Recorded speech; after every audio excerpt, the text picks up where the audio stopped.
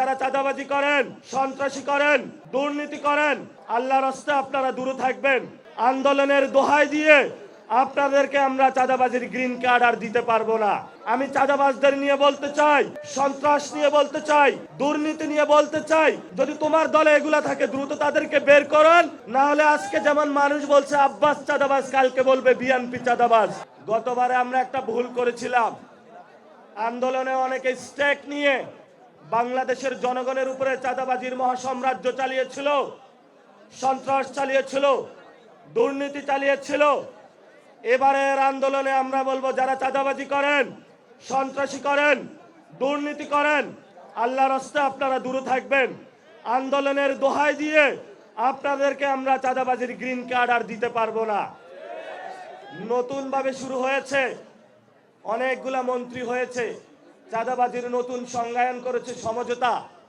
তারা আওয়ামী লীগের সাথে সমঝোতা করে, চাঁদাবাজির সাথেও সমঝোতা করে, সন্ত্রাসের সাথেও সমঝোতা করে, দুর্নীতির সাথেও সমঝোতা করে, ভারতের সাথেও সমঝোতা করে, আওয়ামী লীগের সাথেও সমঝোতা করে।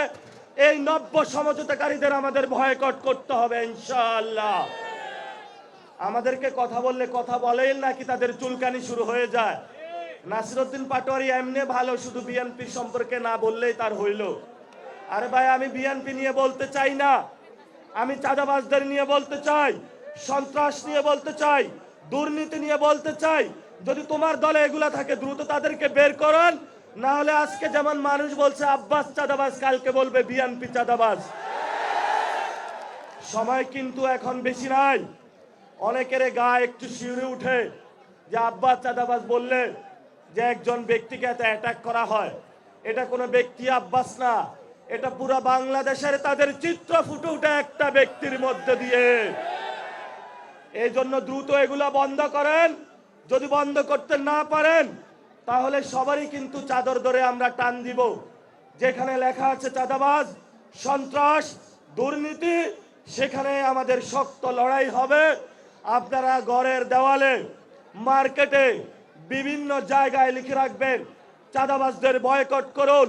এখানে চাঁদাবাজের প্রবেশাধিকার নিষিদ্ধ, সামাজিকভাবে তাদেরকে বয়কট করতে হবে।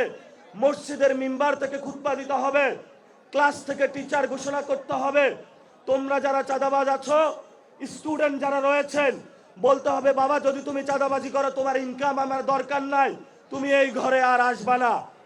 বউ তার জামাইকে বলতে হবে তুমি যদি চাঁদাবাজি করো তোমার সংসারে আমার খাওয়ার দরকার নাই, দরকার হয় আমি রাস্তার পাশে দোকান দিয়ে খাবো, তবুও চাঁদাবাজদের টাকা আমরা ধরবো না। সবাই আপনারা চাঁদাবাজদের বিরুদ্ধে ঐক্যবদ্ধ থাকবেন, দুর্নীতির বিরুদ্ধে ঐক্যবদ্ধ থাকবেন, সন্ত্রাসের বিরুদ্ধে ঐক্যবদ্ধ থাকবেন, আওয়ামী লীগের বিরুদ্ধে ঐক্যবদ্ধ থাকবেন, জাতীয় পার্টির বিরুদ্ধে ঐক্যবদ্ধ থাকবেন।